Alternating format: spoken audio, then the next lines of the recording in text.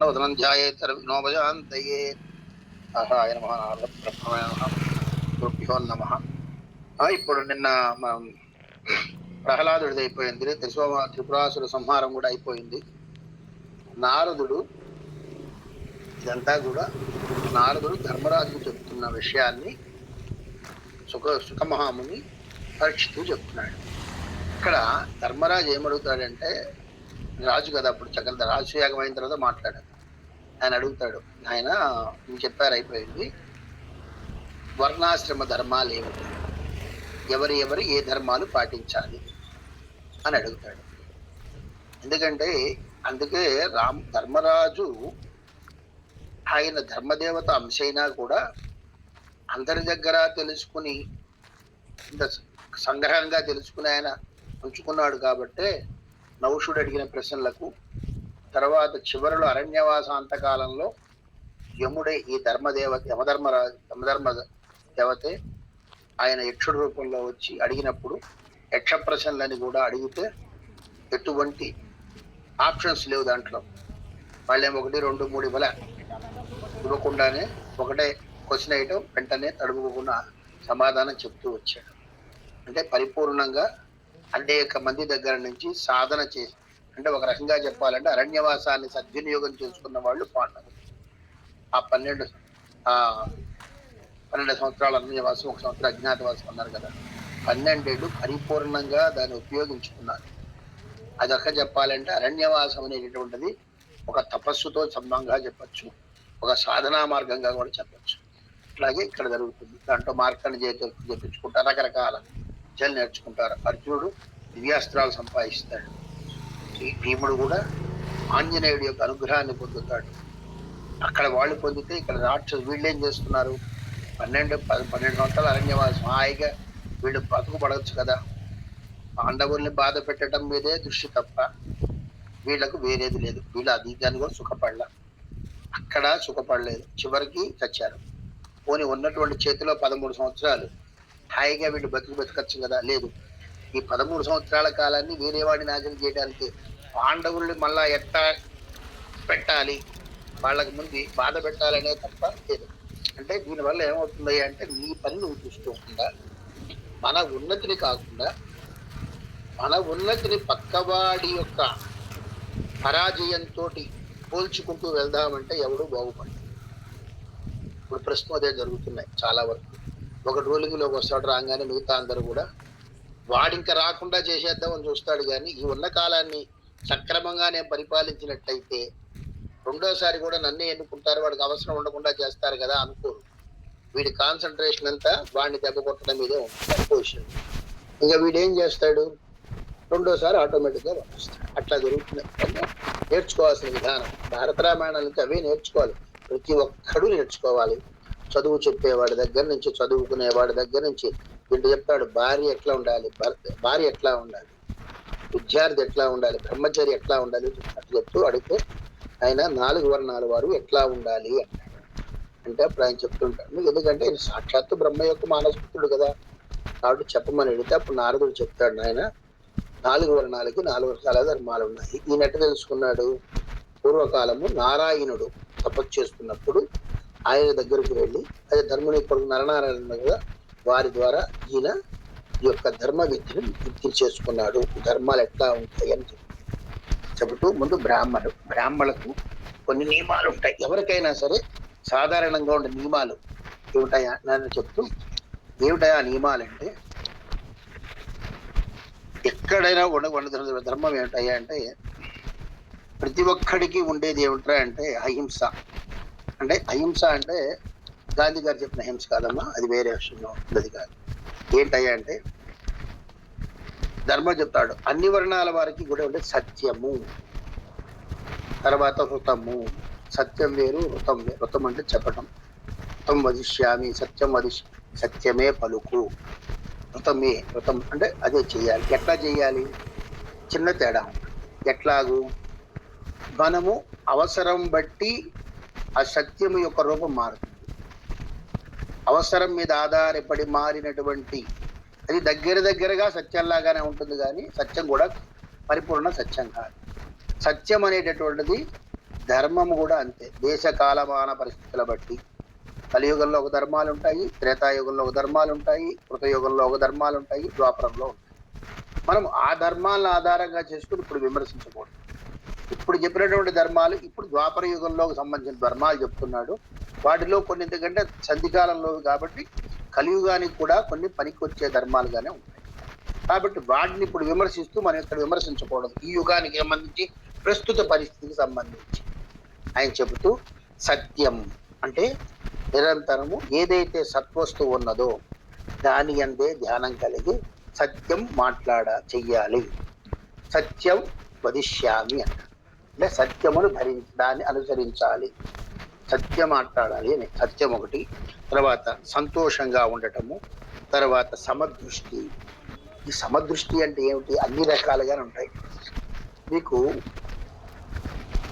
అన్ని ఇవన్నీ దగ్గర భగవద్గీతలో వచ్చినా ఉంటాయి. ఇట్లా పండిత సమదర్శన అంటాడు. ఏమంటాడు? స్వనపాక స్వైకచ్చ పండిత ఒక్కమాంసం తినేవాడి యందు వేదము చదివిన బ్రాహ్మడి యందు సమభావాన్ని కలిగి ఉంటాడు అని ఉండాలి అంటాడు. ఎవరుంటారు? పండితులు ఉంటారు. ఏనుగు అన్నిటి యందు సమభావం అంటే జంతువుల ఎడల కానీ మానవుల ఎడల కానీ వారు వీరి లేదు అందరి ఎడల సమభావాన్ని కలిగి ఉండాలి. అంటే ఎప్పుడైతే సమభావం ఉన్నదో అనొచ్చిందో అంటరానితనం ఉన్నదన్నది ఎక్కడ అవకాశం లేదుగా. అంటరానితనం వేరు, శౌచము వేరు. అసలు వాళ్ళని పూర్వంగా దూరంగా పెట్టడం అది. శౌచము అంటే ఏంటంటే నువ్వు శుద్ధిగా ఉండటం. శౌచము అంటే ఏది చేసినా కూడా శుచిత్వముతో ఉండటము. బయటికి వెళ్ళొస్తాం, ముందు కాళ్ళు కడుక్కుని ఇంట్లోకి రావాలి. ఎందుకు కాళ్ళు కడుక్కుని రావాలి? బయట తిరిగినప్పుడు కంటికి కనబడేవి కంటకి కనబడనివి అనేక రకమైనవి మన ఆశ్రయించి లోపలికి వస్తాయి. అవి మన పరిసరాలను దూషితం చేస్తాయి, కలుషితం చేస్తాయి. కాబట్టి పాద ప్రక్షాళన ద్వారా నేలకొన్న శక్తి ఏంటంటే ప్రక్షాళన ద్వారా అన్నింటినీ పోగొట్టు. అది మనకి బాగా మంది కరోనా టైంలో బాగా అలవాటైంది. షేక్ హ్యాండ్ కూడా ఇచ్చుకున్నా కూడా అది మందులతో నిండా కడుక్కోమన్నారు. ఫినాయిల్ లాంటిదేగా. అంటే అప్పుడు అలవాటైతే తెలిసింది చాలా మంది. అప్పుడు దాకా కూడా ఏళ్ళందున్న వాళ్ళు కూడా అర్థం చేసుకున్నారు. ఈ శౌచము, తర్వాత సమదృష్టి, సదసత్ వివేకము అంటే ప్రతి విషయం కూడా మంచి చెడులు పూర్వాపరాలు అది ఎంతవరకు, ఇది ఒకటి చెప్పారు అది ఎంతవరకు కరెక్ట్, ఒకళ్ళు చెప్పింది వినేసి దాని మీద నిర్ణయం తీసుకోవడం కాదు. దానికి రెండు పక్షాలు, పూర్వపక్షము ఉత్తరపక్షం. పూర్వపక్షం అంటే దానికి వ్యతిరేకంగా ఎవడు చెప్తాడు, దానికి ఉత్తరపక్షం అంటే వీరు చెప్పేది. రెండు విని మనము తటస్థంగా ఉండి రెండింటిని విశ్లేషణ చెయ్యటము. ఎందుకు అని తెలుసుకోవాలి. అది సదసత్ వివేకము. ఆ వస్తువు యొక్క లక్షణం ఏదైనా సరే, వస్తువు అంటే ఇక్కడ మనిషి జంతు అన్ని రకాలుగా వస్తుంది. దాని యొక్క లక్షణాలు తెలుసుకొని దాని మీద వివేచనా జ్ఞానం కలిగి ఉండటము. తర్వాత శౌచము కింద చెప్పాను కదా అది. తర్వాత క్షమ అంటే అంతరింద్రియ నిగ్రహం. దమము అంటే బాహ్యేంద్రియ నిగ్రహం. రెండు, క్షమము దమము. క్షమము అంటే అంతరింద్రియ నిగ్రహం, ఇది తను చేసుకోవాలి. బాహ్యేంద్రియ నిగ్రహం వచ్చి దమము. అంతే. అంటే ఇంద్రియాలు ఏంటి? కామక్రోధ లోభ మోహ మద ఇంద్రియాలు, అరిషడ్ వర్గాలు. ఇంద్రియాలు ఏంటంటే కన్ను చూడటం, దేన్ని పడితే దాన్ని చూడటం, దాన్ని కావాలని కాదు. మొట్టమొదట దాని వడల నియంత్రణ కలిగి ఉండాలి. ప్రతిదాన్ని చూచిన దాని మీద కల్లా దృష్టి వెళ్ళకూడదు, ప్రతి ఒక్కటి కావాలని కోరుకోకూడదు. ఇట్లా చేయాలి. అందుకు ఇంద్రియ నిగ్రహం ప్రధానము. ఈ ఇంద్రియ నిగ్రహం కలికాలంలో చాలా తక్కువ ఉంటుంది కాబట్టి చాలా ధర్మాలకు కలియుగంలో అవకాశం లేకుండా చేశారు. ఆహార విహారాల దగ్గర చాలా వరకు నియంత్రణ లేదు. అది. తర్వాత దానము అంటే ఎవరికన్నా ఇవ్వగలగటము. దయ అంటే బలహీనుల ఎడ, బలవంతుడికి నువ్వేం దయం దేవడతావు? బలహీనుల ఎడ జాలి కలిగి వాళ్ళ యొక్క నిస్సత్వతను, అశక్తతను సానుభూతితో చుట్టం దయ. దానం అంటే అర్థం ఏంటి? వారికి కావలసిన దాన్ని, నీ దగ్గర ఉన్నప్పుడు దాన్ని వారికి ఇవ్వటం, వాళ్ళ శ్రేయస్సుని కొరు, అది దానము. ఇది దయ. తరువాత సంతోషము, ఆనందంగా ఉండాలి. ప్రతిదానికి ఎప్పుడు కూడా ఏదో అయిపోయింది. ఇప్పుడు నిన్నటి విషయం గురించి వాళ్ళు చింతించామనుకోండి, ఉపయోగం ఏమన్నా ఉందా? అది తిరిగి వస్తుంది. ఏదో కొట్లాడాం, మొగుడు పెళ్ళాన్ని తిట్టాడో, పెళ్ళాం కొడుకు తిట్టిందో, లేకుంటే కొడుకుని మనం తిట్టామో, కొడుకు మన మీద అలిగాడో, ఏదో కుటుంబ సభ్యులు పక్క వాళ్ళు ఎవరు అడిగారని గొడవ అయిందండి.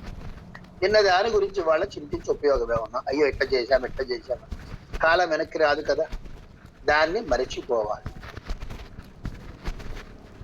అట్లాగే ఎట్ట అయ్యింది, రేపేమవుతుందో, అసలు రేపు తెల్లారిదాకా నువ్వు ఉంటావో ఉండవో, మరుక్షణంలో మనం ఉంటామో ఉండవో తెలియదు. అట్లాంటప్పుడు జరిగిపోయిందేమో, మన చేయి జారిపోయింది, ఎంత చించినా వాళ్ళ చేతి తిరిగి రాదు. అట్లాగే జరగబోయేది, అది ఇంకా అవుతుందో కాదో తెలియదు, అది అనుమానాస్పదంగా ఉంటుంది, అవ్వచ్చు అవ్వకపోవచ్చు. దాని గురించి విచారిస్తూ, గడిచిపోయిన దాని గురించి విచారిస్తూ ప్రస్తుతాన్ని ఆనందంగా చేసుకోకుండా ఉండటం అనేటటువంటిది చాలా దుర్బలత్వం. అదే దుర్బలత్వం. కాబట్టి ప్రస్తుతాన్ని కాకపోతే గడిచిన దాన్ని గుర్తుపెట్టుకోవాలి. ఎంతవరకు చేసుకోవాలి? అది నువ్వు పునః భవిష్యత్తులో చేయకుండా ఉండటానికి, ఆ తప్పులు మళ్ళా జరగకుండా ఉండటానికి. గతంలో మనం కష్టపడ్డాం, ఆ కష్టం గుర్తుంచుకోవాలి, కానీ దాన్నే దృష్టి పెట్టి ఏడుస్తూ కూర్చోకూడదు, ముందుకు వెళుతుండాలి. కానీ ఎందుకు గుర్తుండాలి అది? ఒకవేళ ఆ స్థితిలో ఉన్న వాళ్ళు ఎవరన్నా వస్తే వాడి ఎదుల సానుభూతి అంటే దయ కలిగి దానం చేయడానికి ఉపయోగాలు అట్లా ఉండాలి. గతం గుర్తుండాలి, కానీ దాంట్లోనే పడి కుట్టుకోకూడదు. భవిష్యత్తు ఇట్లా ఉండాలని కోరుకుని ప్రయత్నించాలి, కానీ ఏమైపోతుందో ఎట్లా చేయకపోతే అట్టగా ఇవ్వాలి. నువ్వు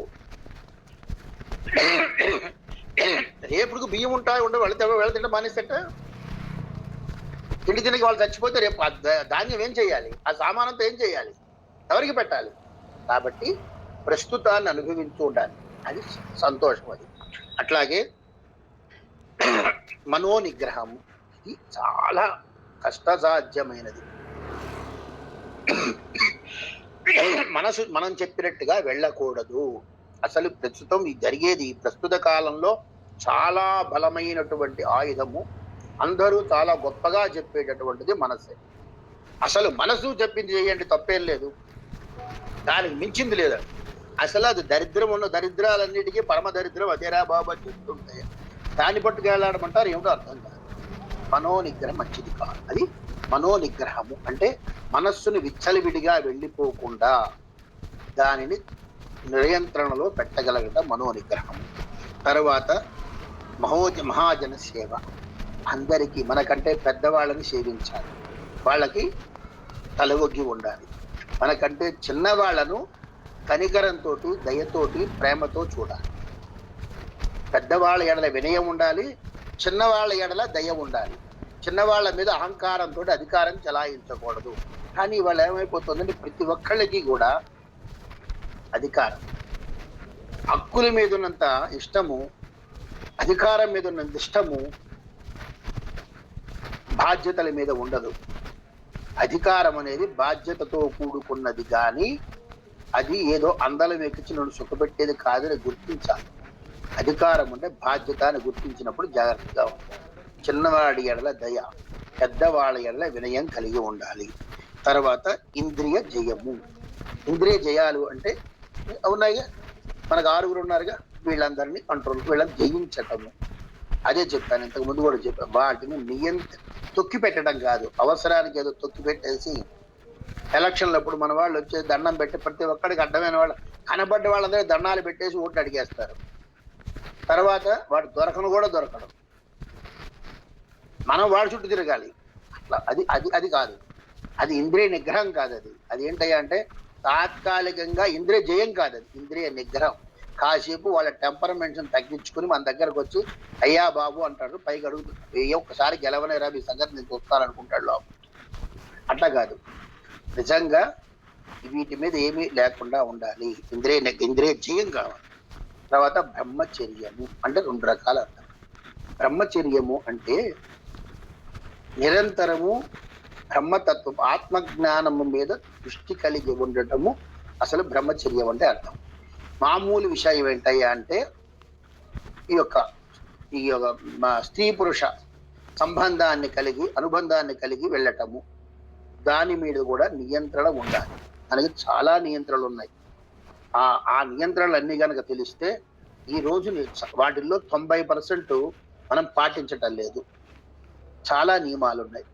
పర్వదినాల్లో, తర్వాత సంక్రమణ కాలాల్లో, గ్రహణ కాలాల్లో, తర్వాత పితృదేవతల పుణ్యకార్యాల్లో, దేవతల యొక్క పూజా కార్యక్రమాలు జరిగే సమయంలోనూ బ్రహ్మచర్యమును పాటించవలను.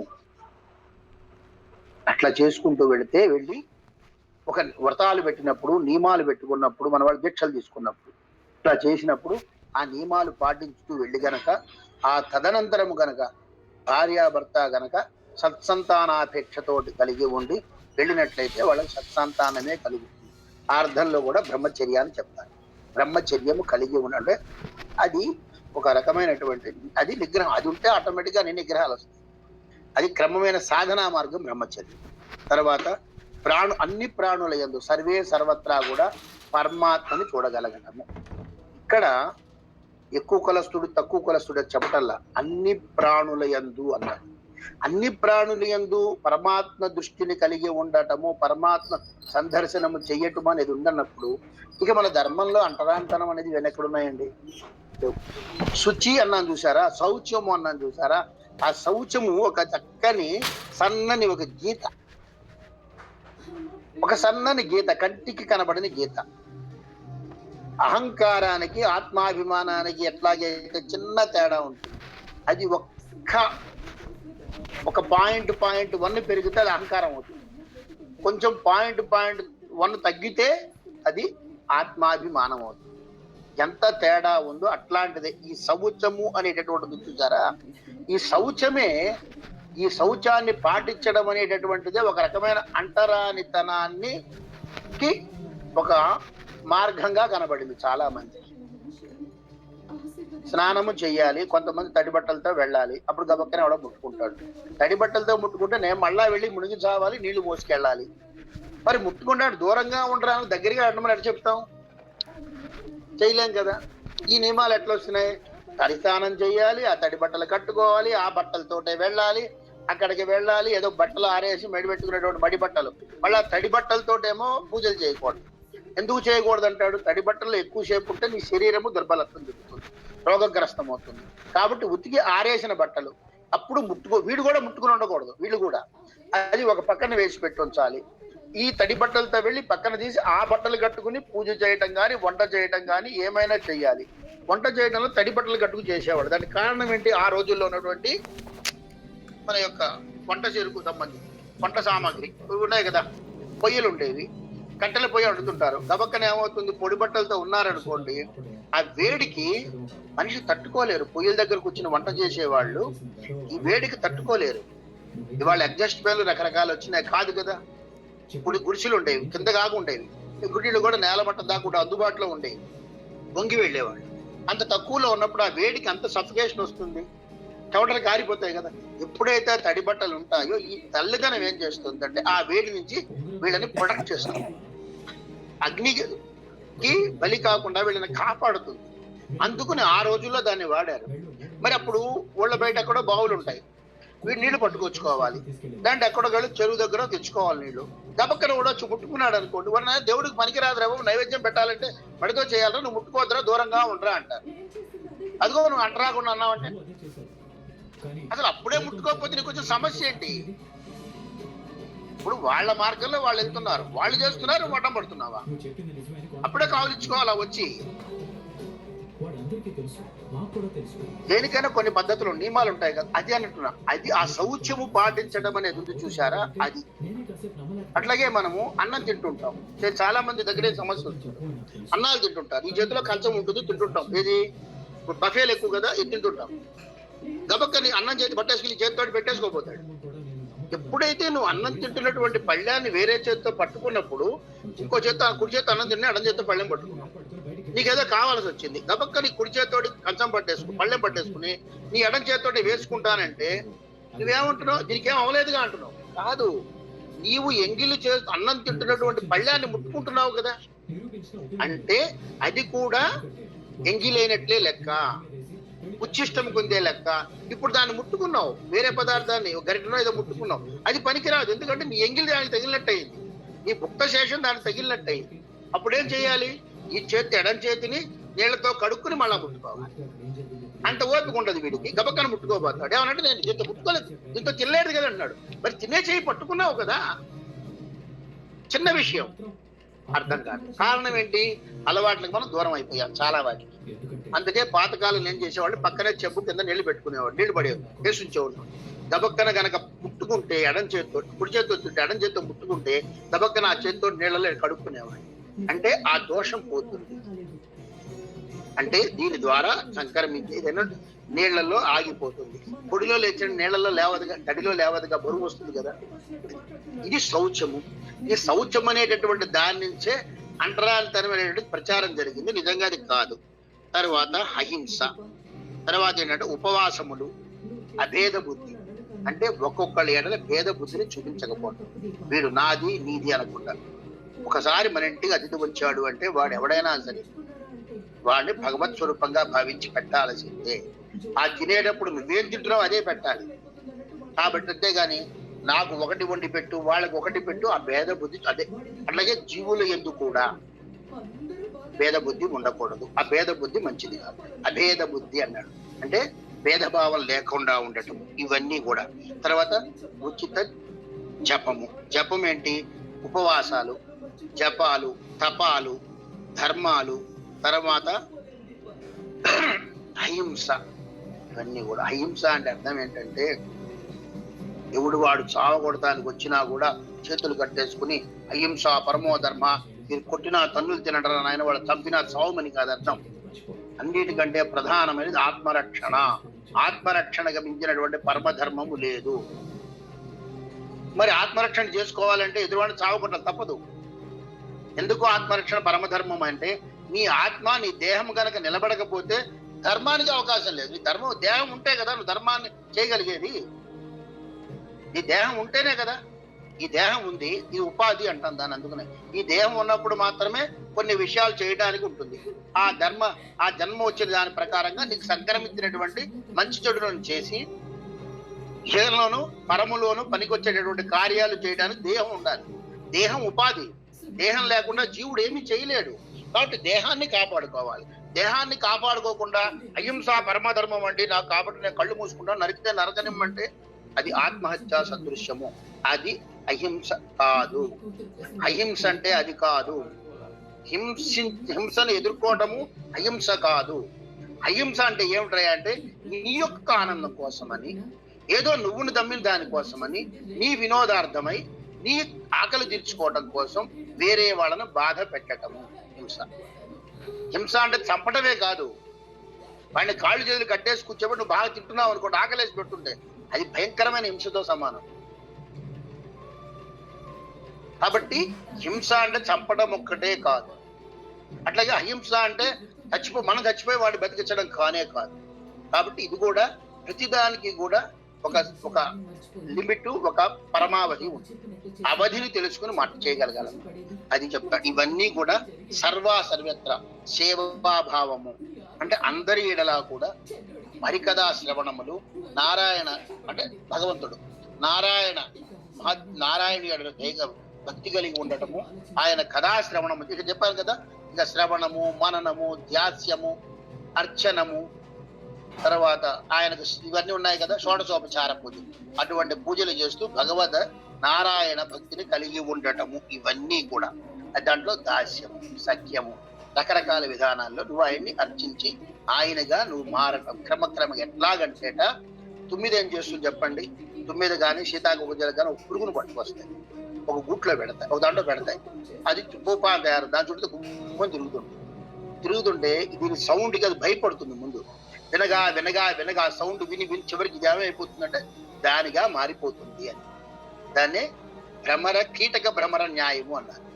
భ్రమర కీటక న్యాయం అన్నారు. ఎట్లాగైతే భ్రమరము యొక్క శబ్దాన్ని వింటూ, 9 యొక్క శబ్దాన్ని వింటూ కీటకము భ్రమరంలాగా మారిపోతుందో అది భ్రమర కీటక న్యాయము. అట్లాగే ఇంకోటి ఉన్నది, అదేంట్రా అంటే క్షోర మర్కట న్యాయము. కిశోర మర్కటం అంటే అర్థం ఏంటంటే కోతి పిల్ల. కోతి పిల్ల ఏం చేస్తుంది? తల్లిని పట్టుకుని ఉంటుంది. చిన్నపిల్లలు తల్లిని పట్టుకుని ఉంటాయి గట్టిగా. కోతి చెట్ల నుంచి ఎగిరిపోతూ ఉంటుంది. అది నా పిల్ల పట్టుకుంటోందా, జారి పడిపోతుందా తల్లి చూడదు. అది పరిగెత్తూనే ఉంటుంది. దాని పని ఏంటంటే వెళ్ళిపోవటమే ముందుకి. ఇది శిశువు బాధ్యత. కిశోరం అంటే శిశువు. దీని బాధ్యత, పిల్ల బాధ్యత దాన్ని గట్టిగా పట్టుకుని ఉండటం. పొడిచి పెడితే పడిపోతావు. ఇది ఎట్లాగైతే తను గట్టిగా తల్లిని పట్టుకుని ఒక వానర పిల్ల చెట్లు దాటకుండా ముందుకు వెళ్తుందో అట్లా దాన్ని ఏమంటారంటే మర్కట కిశోర న్యాయం. అలాగే మార్జాల కిశోర న్యాయం అని ఉంది. మార్జాలం అంటే పిల్లి ఏం చేస్తుంది? పిల్లలు ఏం చెయ్యవు, అవి పడిపోయి ఉంటాయి, కూర్చుని ఉంటాయి. పిల్లే చక్కగా వాటిని తలతో పట్టుకుని జాగ్రత్తగా తీసుకువెళ్ళి ఎక్కడో దాచిపెట్టి అవి పెరిగేట్టుగా చేస్తుంది. ఈ రెండు కూడా పిల్లల్ని పెద్దగా చేసే విధానాలే. కాకపోతే ఒక చోటేమో తల్లి బాధ్యత తీసుకుంటుంది, ఒక చోట పిల్లదే బాధ్యత. రెండోది ఏమిటాయా అంటే చేసేది ఎవరో దాన్ని చూడకుండానే దాని భ్రమలో పడిపోయి మారిపోవడం. అంటే ఎదురున్న వాడెవడో మనకు తెలియదు. వాడు భగవంతుడు ఎట్లా నిజంగా భగవంతుడు మనకేం తెలియదు. విన్నాం, ఎవరో చెప్పారు. వ్యాసుడు రాశాడండి మనం వింటున్నాం, పోతన గారు రాశాడు వింటున్నాం, రాములు వారు ఇట్టా అన్నారు. అది నిజమా అబద్ధమా మన దాని గురించి చర్చించాం. ఎందుకంటే వాల్మీకి రాశాడు, చాలా మంది చెప్పారు. కాబట్టి రాముడు అంటే బాణం పట్టుకుని ఉంటాడు, ధనుసు పట్టుకుని ఉంటాడు, రాజు ఉంటాడు, కిరీటం ఉంటుంది, ఆయన పక్కన సీత లక్ష్మణుడు చేశాడు అని దాని గురించి విని ఆయన మీద భక్తి కలిగిపోయి తెలియదు. ఆయన ఎవరో మనకు తెలియదు. నిజంగా చెప్పాలంటే రాముడిని మనం చూసామా? ప్రత్యక్షంగా చూడలేదు. చెప్తున్నారు అట్లా ఇట్లా. దాని మీద నిరంతరం అట్లా ఉండిపోయి మనము రాముడిగా జాతిలోకి వెళ్ళిపోవడం. అదేమిటి? కీటక భ్రమర న్యాయం. అంటే కీటకానికి తెలియదు భ్రమరం ఎట్లా ఉంటుందో. అది పట్టుకొచ్చింది, పెట్టింది, గిరగిరి తిరుగుతోంది అంతే. ఆ సౌండ్ వింటోంది అంతవరకే. అది విని ఓహో నేను కూడా ఇదేనేమో ఇట్టగానే బారిపోయి. అది రెండోది, గురువు మనకు దొరికాడు ఒక ఆయన మనకు కొన్ని విధానాలు చెప్పాడు. ఆయన చెప్పిన విధానాన్ని గుడ్డిగా పాటిస్తూ ఆయన్ని మనం పట్టుకుని వెళ్ళిపోవటం. వాడు ఎట్టా అంటాడైతే నాకెందుకు, ఆయన పట్టుకుని ఉండటమే ఏదైనా అని అట్లా ఆయన తీసుకెళ్ళిపోతారు ఇస్తాడు. ఇంకా గురువు ఎట్లాంటి వాడు, ఎక్కడికి వెళ్తున్నాడు, ఏమి చేస్తున్నాడు నీకు అనవసరం. ఆయనను పట్టుకుంటావు అంతే. చచ్చికి పెట్టిన దాన్ని తిట్టిన ఇదంతా దత్త మార్గంలో పుడుతుంటాడు ఆయన. ఎందుకు? ఆయనకి బాలోన్మత్త వేషాల్లో ఉంటాడు. బాలుడు, ఉన్మత్తుడు, పిశాచ రూపాల్లో ఆయన దెయ్యంలాగా కాదు, చెక్కిన వాళ్ళలాగాను, ఉన్మత్తుడు అంటే బాగా మంది తగిలినట్టుగాను, పిచ్చి వాళ్ళలాగాను, తర్వాత బాలుడిలో గాను, అమాయకుడు, ఇన్ని రకాలుగా కనబడతాడు అని గురువు యొక్క మాయ. అటువంటి వాడు పట్టేసుకుంటమే. నాయన నువ్వు చెప్పా ఓకే, ఆయన పట్టుకో ఎట్టంటే అట్లా వెళ్ళిపోవటమే. అది కిషోర్ అట్లా వెళ్ళడం ద్వారా ఆయనే ఉద్ధరిస్తాడు. ఇంకోటి ఏంటి? మర్కట మార్జాల కిశోర న్యాయం. అదేమిట్రా అంటే నీకేం తెలియదా, నాకేం చేత కాదు, నువ్వేం చేసుకోపో అంతే. ఇవాళ అన్నం పెట్టావా? తింటా. నేను అన్నం పెట్టలేదా? తినను. దాహం వేసింది, నువ్వు పాలు ఇస్తే తాగుతా, నీళ్లు పోస్తే తాగుతా, అన్నం పెడతా అంటే ఊరుకుంటా. అప్పుడు కూడా భగవంతుడైనా గురువైనా సరే అన్ని చచ్చినట్టు అరేంజ్ చేస్తాడు. అర్థమైందా? ఎందుకు? కాకపోతే ఇక్కడ నీ ప్రమేయం ఏముండదు. నాకు ఇవాళ పాయసమే కావాలి, క్వశ్చన్ లేదు. ఆయన మంచినీళ్ళు పోసాడు, తాగి ఉట్టుకోవాలంటే ఓహో ఇవాళ నాకు మంచినీళ్ళు ఇచ్చాడు గురువు, చాలు ఇది ఇవ్వండి. ఉట్టి అన్నం పెట్టాడు, ఓహో ఇదే అన్నం, నాకు ఇవాళ దొరికేది ఆహారం ఇది. భగవంతుడు నాకు ఇవాళ ఇచ్చే అన్నం రాశాడండి, బస్ అంతే. ఇవాళ నాకు బిర్యానీ కావాలి, అది కావాలి, పప్పన్నం కావాలి, పులుసన్నం, ఇవేం ఉండవు. వాడు ఏది చేస్తే అది తిని బతికిపోవటము. ఇదొక సాధనా మార్గం. దీని ద్వారా కూడా వాడిది బాధ్యత, పెట్టేవాడిది. ఏం పెట్టినా అది తింటున్నాడు. రెండోది ఏంటి? ఆయన చెప్పినట్టుగానే ఉండటం. ఒరే వాళ్ళ పప్పన్నం తినరా, పప్పన్నం, కూరన్నం తినరా, కూరన్నం లేదు, అది అన్నమాట. ఇది ఆయన పెట్టింది తింటాం. మనం తెచ్చిన దాంట్లో ఇదే తినరా అంటే అదే తినుకోవాలి, మిగతా పారేయంటే పారేయటమే. ఇవన్నీ ఇట్లాగే ఉంటాయి. ఇవన్నీ కూడా న్యాయ విధానాలు అన్నమాట. అంటే అర్థమయ్యే భాషలో మీకు అక్కడ చెప్తాను. ఇట్లాంటివి న్యాయాలు కలిగి ఉండటము, అట్లా మీరు వెళ్ళాలి. ఇవన్నీ కూడా మామూలైనటువంటి లక్షణాలు. దీంట్లో బ్రాహ్మణులకు కొన్ని చెప్పాడు. బ్రాహ్మడికి ఏముంటాయి అంటే కులాచ, వరకైనా సరే సాధారణ సార్వత్రిక ఆచారాలు చెప్పాడు.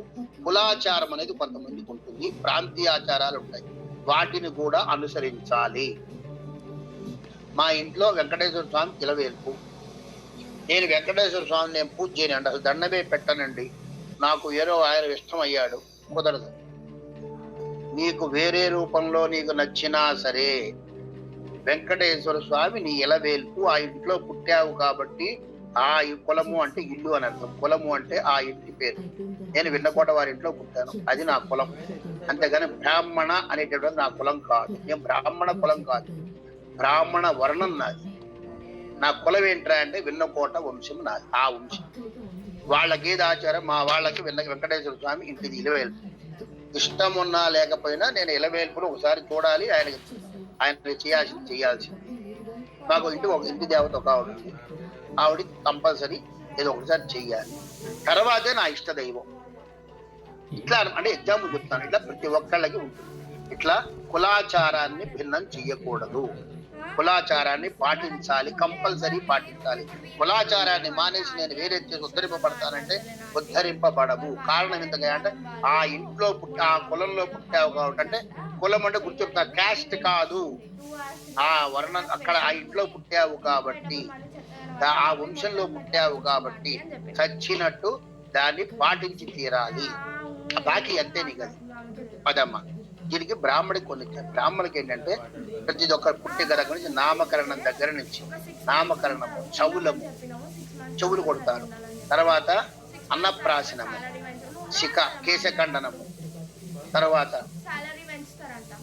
కేశఖండనం, తర్వాత ఉపనయనము, విద్యాభ్యాసము, వివాహం, ఇవన్నీ కూడా వేద మంత్రహితంగా జరుగుతాయి. బ్రాహ్మణులకు జరిగేది వేద మంత్రహితంగా జరుగుతాయి. అట్లా చేసుకుని తీరవలసినదే. క్షత్రియులకు కొంతవరకు వేదము వేరేగా ఉంటుంది, వైశ్యులకు శూద్రులకు మటుకు పురాణ పరంగా జరుగుతుంది. ఈ వేద పరంగా వేద మంత్రహితంగా సంస్కారాలు చేసుకుని పోవాలి. అట్లా పోయినప్పుడు పోవటం వాడి కనీస ధర్మం. అది చేయకుండా నేనంటే కుదరదు. బ్రాహ్మడు పొద్దున సంధ్యావందనం చేయాలి, మధ్యాహ్నం చేయాలి, సాయంత్రం చేయాలి, దక్షిణడు చేయాలి. నేను చెయ్యనండి, నేను బ్రాహ్మణుని అంటే కాదు, నువ్వు అంతే బ్రాహ్మణ బంధువు. అట్లాగే బ్రాహ్మడికి అది ఏమి ఇచ్చారంటే ఈయన కొన్ని ఇచ్చారు. నేర్చుకోవటం, నేర్పటం, యజ్ఞము చేయటం, వేరే వాళ్ళ చేత చేయించటం, దానం తీసుకోవటం, దానం ఇవ్వటం, ఈ 6 లక్షణాలు బ్రాహ్మడికి ఇచ్చారు. ఈయనకొక్కడికే దానం తీసుకునే అధికారాన్ని ఇచ్చారు. ఎందుకు ఇచ్చారు అయ్యా అంటే వీడేదో ఉద్ధరంగా జనం వద్ద పడుతున్నాం అని కాదు. వేరే వీడు చేసినటువంటి నిత్య కర్మానుష్ఠానం ద్వారా సంపాదించిన పుణ్యంలో నుంచి ఎవరి దగ్గర ఏమేమి తీసుకుంటాడో వాళ్ళందరికీ కూడా కొంత భాగం వెళ్ళిపోతుంది. ఒక్కొక్కడికి 10% వెళ్ళిపోతుంది. అంటే మిగతా అందరికీ కూడా తను సంపాదించిన పుణ్యఫలాన్ని దారపోయాలి. నువ్వు దార పోయటం కాదు, ఆటోమేటిక్ గా ట్రాన్స్ఫర్ వెళ్ళిపోతుంది. అందుకని చెప్పి ఈ దాన గ్రహీత్వం వెలిగించారు, మిగతా వాళ్ళకి ఇవ్వలేదు. ఎందుకయ్యా అంటే ఆ దానము తీసుకోవటం వల్ల కలిగేటటువంటి దోషాలను తట్టుకునే శక్తి వాళ్లకు సాధనలో రాదు. ఎందుకు రాలేదంటే ఆ మంత్ర జపాలు చేయటం కానీ మంత్ర సాధన చేయటం కానీ దానికి వినియోగించలేరు కాబట్టి, వాళ్ళ ధర్మాలు వాళ్ళ బాధ్యతలు వేరే ఉన్నాయి కాబట్టి పెట్టారు. ఇదంతా కూడా ఆ కాలం ఈ కాలంతో పోల్చవద్దు. ఏ బ్రాహ్మణ కొంతమంది చేస్తున్నారు పూజారులు అనేవాళ్ళు, మిగతానే పొద్దున్న తెల్లారా ఉద్యోగానికి వెళ్తే వచ్చి ఏం చేస్తాను నేను చెప్పండి, అందరికీ కాదు అది చెప్తున్నా, ఏదైతే చేస్తున్నారు. అట్లాగే క్షత్రియులు, పాలకులు ఎవరైనా సరే వాడు పాలన చేస్తాడా, ఇవన్నీ చేసుకుంటున్నాడు. పాలన, ఎదురు వాళ్ళతో పోరాడటం, అంటే రాజ్యాన్ని రక్షించడం, సమాజాన్ని కాపాడటం వాడి బాధ్యత. వాడికి ఏమి ఇచ్చారయ్యా అంటే యజ్ఞాలు చేయటము, విద్య నేర్చుకోవటము అన్నీ ఉన్నాయి. కాకపోతే విద్య నేర్పేటటువంటి శక్తి, యజ్ఞాలు చేయించే అధికారము, దానము తీసుకునేది లేదు. మిగతావన్నీ ఉన్నాయి. దీంతో పాటు కొన్ని ఎగ్జామ్షన్స్ ఇచ్చారు. వాళ్ళు ఏమి ఇచ్చారంటే వీళ్లకు ఆ ఒత్తిడిలో ఉంటారు కాబట్టి కొన్ని అనుభవించడంలో వీళ్ళకున్న రిస్ట్రిక్షన్స్ లేకుండా కొంత సరళీకరించాలి. తర్వాత వైశ్యులకు ఇచ్చారు. వైశ్యులకు ఏమి ఇచ్చారు, వీళ్లతో పాటు ఇవన్నీ ఉంటూనే వీళ్ళకి గోరక్షణ, వ్యవసాయం చేయటము, వ్యాపారము చేయటము అని ఇచ్చారు. దీంట్లో ఏం చెప్తాడంటే బ్రాహ్మడికి అబద్ధం ఆడేందుకు అధికారం లేదు. వాడు అబద్ధం ఆడితే పతనం చెందవలసినది. రాజుకు ఇంకోటి ఏమి ఇచ్చారంటే పరుల నుంచి 10వ వంతు, 4వ వంతుని రుసుముగా తీసుకోవచ్చు వాళ్ళ దగ్గర నుంచి. అంటే పన్నుగా వసూలు చేయటము సమాజ రక్షణ కోసం. వైశ్యుడికి ఏమి ఇచ్చారు? వసూలు చేసేందుకు లేదు, వీడు వైశ్య. అందుకని వైశ్య వృత్తి ఎట్లా అంటే సత్యాసత్యముల మిశ్రితమైనటువంటి వృత్తి అన్నాడు. మిగతా ఎందుకంటే తప్పదు. వీడు కొన్ని చోట్ల నాకే గిట్టుబాటు కాదండి, నాకే 100 రూపాయలు పడిందమ్మా, నీకు 50 రూపాయలకి ఇవ్వమంటే ఎక్కడ ఇస్తారమ్మా, కాదమ్మా నాకు అంత రాదంటాడు. అంతా గీక వాడు ఏం చేస్తాడు? 75 రూపాయలకి 60 రూపాయలకి ఇస్తాడు. 3000 చెప్తాడు, 300కి ఇస్తాడు. ఏం చెప్తాం? సత్యమే కదా. వచ్చిన దాని దగ్గర 3000 తీసుకుంటాడు, ఇంకోటి దగ్గర 1000 రూపాయలు తీసుకుంటాడు, అక్కడ దగ్గర 300. అంటే వాడికి ఎంత పడిందో చెప్తాడా? అబద్ధాలు. వాడు దాంట్లో వ్యాపారం జరుగుతుంది. దాంతో వాడు ఏం చెయ్యాలి? మిగతా సమానికి, వ్యవసాయానికి, గోరక్షణకి, వీటన్నిటికీ పాల్పడాలి. మరి శూద్రులకు కొన్ని ధర్మాలు. వీళ్ళ శూద్రులకు ఏమిచ్చారు? క్షితిజ చేయటము, సేవ కార్యక్రమం, వీళ్ళకి పూజలు చేయాల్సిన, వీళ్ళు మామూలుగా వీళ్ళ అనుసారంగా చేసుకుంటూ ఉండాలి. వీళ్ళ కులాచారాలు, వీళ్ళ ధర్మాచారాలు పాటిస్తూ ఉండాలి. మిగతా వారికి సహకరిస్తూ ఉండాలి. దాన్ని సేవ చేయటం అన్నారు. ఉరిగా చేస్తారా? ఉరిగా చేయరు కదమ్మా, వాడికి అది వాళ్ళగా చెయ్య. ఇది మా చెప్తూ కూడా ఏం చేస్తారంటే వ్యవసాయం చేయటం చాలా దోషం. ఎందుకంటే వ్యవసాయం కృషి చేస్తాం, వ్యవసాయం చేసేటప్పుడు భూమిని దున్నుతారు, దానివల్ల అనేక జీవులు చచ్చిపోతాయి. అంతకంటే కూడా భిక్షాటన చేయడం మేలంటే. భిక్షాటన చేయడం చాలా మేలు. ఎందుకంటే వ్యవసాయం చేయడంలో చాలా పాపాలు వస్తాయి. ఎందుకంటే అనేక జీవులు చచ్చిపోతాయి. ఎద్దులు కొట్టాలి, తున్నకపోతే రకరకాలు అని చెప్తాడు. అంటే పంచసూనాలు అన్నాం కదా, ఇవన్నీ వస్తాయి. దానికంటే కూడా భిక్షమెత్తుకోవడం కంటే కూడా శిలావృత్తి అంటే కింద పడిపోతాయి. పంట పడినప్పుడు కింద పడతాయి గింజలు, తవి తీసేటప్పుడు అవి ఏరుకు తినడం మంచిది అంటాడు. దానికంటే కూడా వ్యాపారస్తుల దగ్గర, కొట్ల దగ్గర కింద పడిపోయి ఉంటాయి చూసారు, తూకం చూసాడు పడిపోయేవి, అవి ఏరుకు తినడం చాలా శ్రేయస్కరం అంటారు. ఏదైనా సరే, ఏ కులం వాడికైనా సరే, అందరికీ కూడా శౌర్యము, చోరత్వము చేయడం తప్పు, పరధనాన్ని తస్కరించడము దోషము చెప్పడం. ఇవాళ చాలు, ఇంతవరకే ఉంటుంది. మీతో మనం ముందు వెళదాం. ఇది ఎందుకంటే 8 అయిపోతుంది కదా, ఇంకా చాలు. ఎట్లా చెప్పారు గురువు గారండి. ఏమ్మా? ఇవాళ మనకి